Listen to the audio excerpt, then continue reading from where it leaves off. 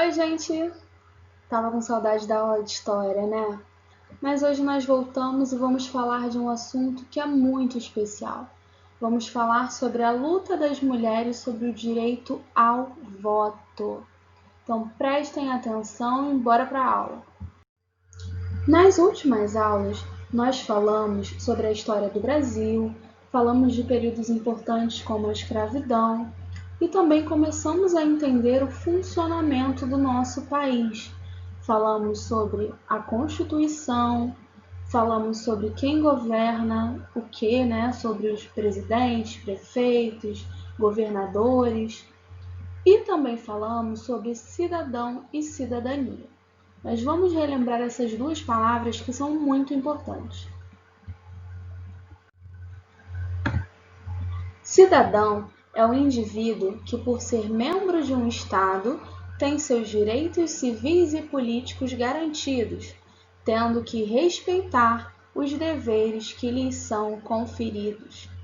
Bom, essa definição é do dicionário que eu peguei pela internet, tá aqui o site, dicio.com.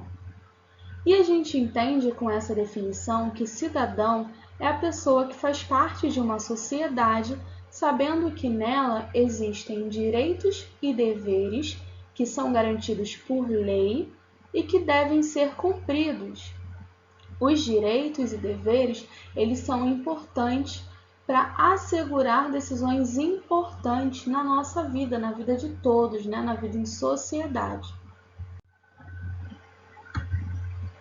Cidadania vai ser então a condição de quem possui direitos civis e sociais, que garante a participação na vida política.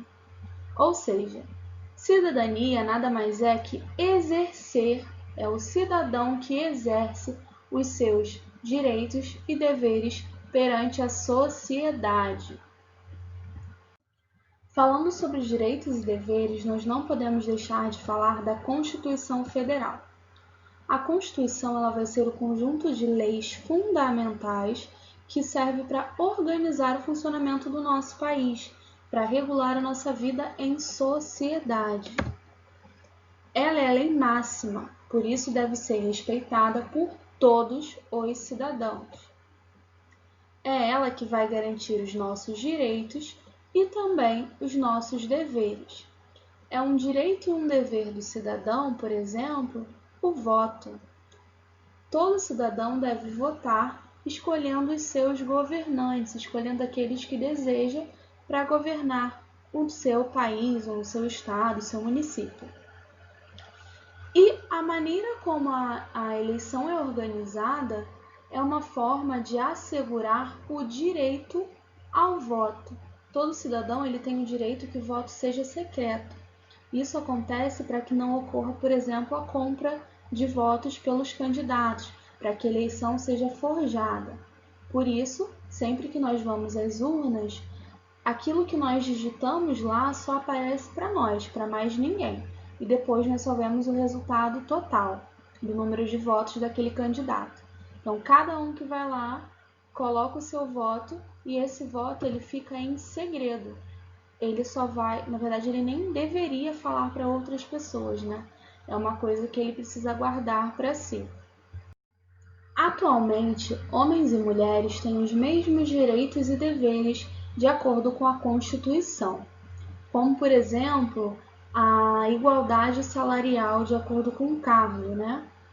Por exemplo, se eu tenho uma mulher e um homem trabalhando na função de motorista de ônibus, os dois trabalham na mesma função, eles não devem receber salários diferentes porque um é homem e outra é mulher.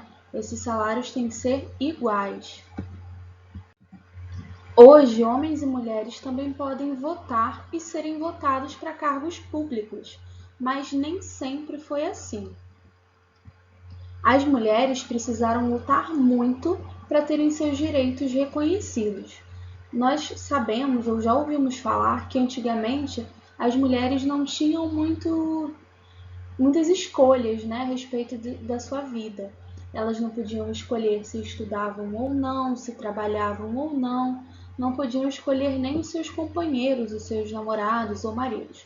tudo era uma escolha do homem, porque a sociedade era extremamente machista. Ao longo do tempo, isso foi mudando, mas foi preciso muita luta para que a gente visse algo diferente hoje em dia. Por muitos anos, as mulheres não tinham voz e precisavam seguir aquilo que era imposto por seus pais e seus maridos. Mas, tia, a minha mãe também não trabalha hoje, minha mãe fica em casa cuidando dos filhos. Gente, ficar em casa cuidando dos filhos, não trabalhar, escolher não estudar, é uma escolha que qualquer um pode fazer, tanto homens quanto mulheres. Mas naquela época era algo imposto. As mulheres elas não tinham como escolher se queriam trabalhar ou se queriam cuidar da casa. Elas precisavam viver exclusivamente para o lar e para os filhos. O direito das mulheres ao voto só foi conquistado no ano de 1934, quando foi incluído de vez na Constituição Federal. Até então, as mulheres não podiam votar, só os homens podiam escolher os seus governantes. Mesmo depois de ser incluído na Constituição Federal, nessa época, as mulheres casadas precisavam de autorização dos seus maridos para votar. Ou seja, elas ainda não eram independentes, elas não tinham autonomia de fazer as suas escolhas, ainda dependiam dos maridos. E o voto só era obrigatório às mulheres solteiras e viúvas, mesmo assim que trabalhassem e tivessem salário. As mulheres solteiras que não trabalhassem não tinham obrigação de votar. E as mulheres casadas também só podiam votar com a autorização dos seus maridos. Embora no ano de 1934 as mulheres tenham conseguido o direito ao voto, essa luta ela começou muitos anos antes. Ela foi liderada pela bióloga Berta Lutz, que é essa mulher que a gente vê na foto. Ela incentivou e motivou muitas mulheres a se juntarem à luta por seus direitos. Bom, a maioria dessas mulheres que se juntaram à luta por direitos eram mulheres que foram influenciadas por outras que geralmente tinham uma condição social melhor, que tinham escolaridade e que já tinham vivido, mesmo que por algum período, num outro país. Nessa época, na Europa, por exemplo, as mulheres já estavam no auge da luta pelos direitos. Então, isso influenciou as mulheres brasileiras a também procurarem os seus direitos. Outra pessoa que foi muito importante foi Meita Santiago. Ela foi uma das primeiras mulheres a exercer o seu direito político. Através de um mandado de segurança, ela conseguiu o direito ao voto e também de se candidatar a deputada federal. Ela era uma mulher escolarizada que viveu na Europa por um período e formada em direito. Então, ela conseguiu, através de um mandado de segurança, votar e ainda se candidatar, mas infelizmente ela não conseguiu ser eleita. Agora que já vimos um breve resumo sobre esse período, vamos às nossas atividades.